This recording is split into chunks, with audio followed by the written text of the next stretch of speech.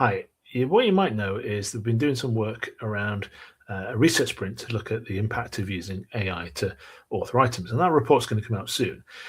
What I wanted to do is just illustrate through this AI assessment authoring tool that I built the ideas in principle and how they might work. Now, bear with me. So, this is my AI author, and this is the version 3 version that's currently in a preview mode at the moment. I'm going to go to my project, and I'm going to go into my kind of settings. So this is my dashboard. Now, some of the concepts is one of the difficulties with using AI to generate items is that you don't necessarily get right difficulty level as part of the process. So as a kind of approach to that, what I've been looking at is the idea of personas. Now, this is something we talked about before. It's been talked about at conferences about having a persona for that minimum competent candidate as part of that process. So here what I've got is a couple of personas that I've created. I've got a novice, I've got a professional for plumbing, one that can, a novice can just about do taps, and a professional, someone who obviously is out working in the space.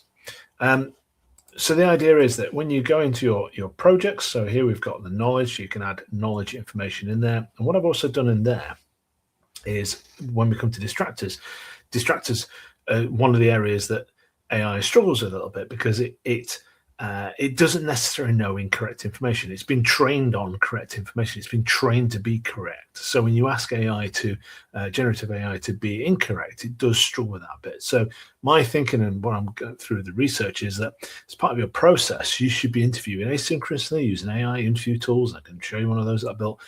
Having conversations with SMEs to see what is it that students get right and what is it ultimately what they get wrong. What are the kind of common mistakes that they make? So when you add in your source material in here, you can add it into it's properly cited as part of the generation, but you can flag it as it's distracted generation data. So when it's doing the distraction process, it's drawing down those misconceptions. So the question and the correct answer is anchored and grounded around correct information. The distractors is using the question and answer, but it's grounded it additionally in some incorrect and misconception based information. So in the items that we generate, so let's go through a generation process. You go for generate, so we're going to choose the learning outcome, and you can upload the learning outcomes in here, so you can select which ones you actually want to focus on. You've got the subject that you want to use. I'm going to use the problems and the hot water in there as well. I'm going to pick my persona, so I'm going to go for a professional question for it. I've got Bloom's verbs here, Bloom's target level as well. So let's say we're going to go analyze and compare as being the options. I've got some decision criteria. So next step, for instance, we can add in here, and we can put some scenarios in there. So working on a North Sea ferry, very specific. And then we go to the next stage where we can choose a number of items are going to be generated. We could choose the model, and I've introduced back in here, they've got the local model concepts. So you can use local generation tools as well. Just based on this idea of security and pre-exposure of the items, you can change the temperature level, and you'll see more in the research. And Sergey, one of the guests on the podcast for the research sprint, talked about this as a kind of major piece of work that he'd looked at. So you can alter that temperature as well. I'm not going to do it there. I'm just going to leave it there for now. I'm going to generate those items. It's going to go off and build these items.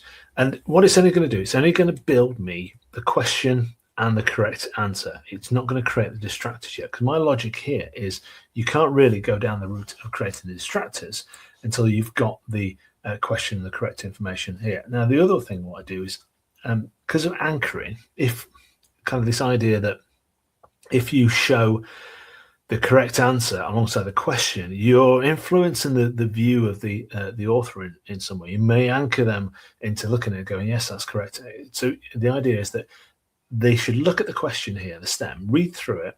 So we've got routine maintenance, North Sea ferry, pipe distribution.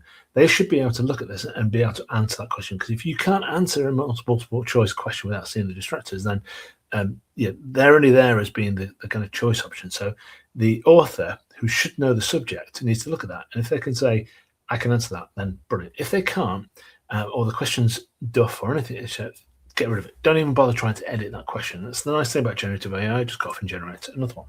So the idea here being, right, read through, okay, yep, fine, I'm happy with that question, everything's fine. I think the answer is so-and-so, and there we go. we've got the answer. I can then look at it as an author and go, yes, that's fine. I can then edit that question. And then once I'm happy with the edits, the question and the correct, then I generate the distractor. Remember, it's drawing in the incorrect misconception information in there as well. I don't have a lot set up around this, but it's more for kind of generation. And then we also then have the answers all out. Now, what I've also put in there is some checks just for kind of test wiseness, just to look at the length of the distractor, make sure that the correct answer is not massively bigger than the other answer options, the distractors. If it is the case, then it will let you regenerate with the instructions to go up. But the specific instructions that are built into this to say generate them everything at a kind of comparable length. It does give you a warning here that we've got some which are longer than others. You can choose to edit that accordingly.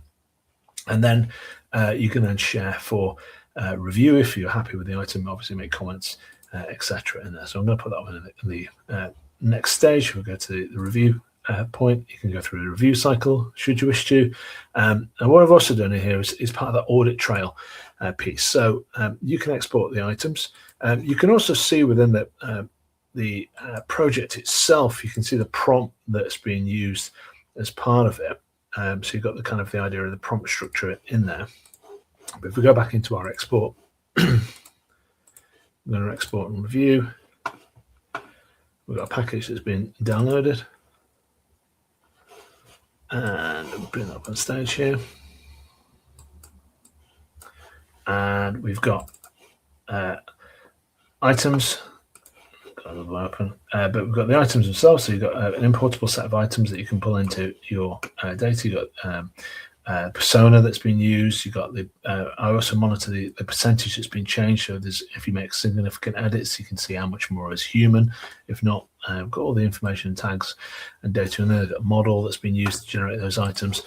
You also got within here the prompts as well. So you can look at the prompts and open that out and see the exact prompt information, their reference to it. So there's a kind of audit trail and audit record. You've got information that tells you about how it's prompted. So you've got all the resources that were used as part of that generation process. So that's all the kind of things that I'm thinking as part of the research that are coming out. And if you are going to do this, the research kind of walks you through what I see as being best practice, what I see as being, okay, that's kind of minimal practice, and then what I've also done in the research report, flag things that really people should not be using at all. So using free models, for instance, for generating items and uploading all their proprietary information into there, all those kind of things in there. But the idea of this tool is really just to illustrate that process as how you might go through it for feedback. And let's test this out as a concept to see if this works. I hope you found that useful. If you want more information, then reach out to me if you want access to this. I'll be sending out a message to people who've already on the AI author using the current version or have access to it at least, so they can have a look at this one, see if this is an improvement and feedback for them. But thank you very much. I'll speak to you soon. Bye.